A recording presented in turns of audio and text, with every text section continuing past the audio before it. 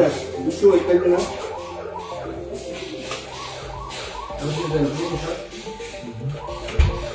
Бұл жерде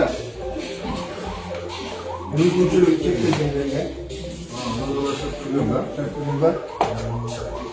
бұл жерде аял кишилер үчүн,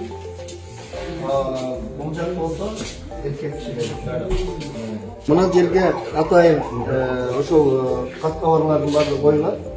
Бұл жерде да болот, келген адамдарга бекер берилет. Мисалы Жалал Абад областы боюнча, Жалал Абад шаар боюнча кайсыл жерде жакшы мейманкана бар, кайсы жерде эс алуу жерлери бар, ошол жерден маалымат алып жатсыз.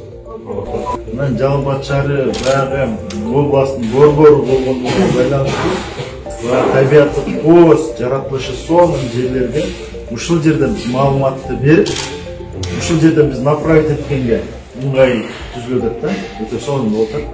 Biz bu turалы силерге терең ыраазычылыгыбызды билдиребиз.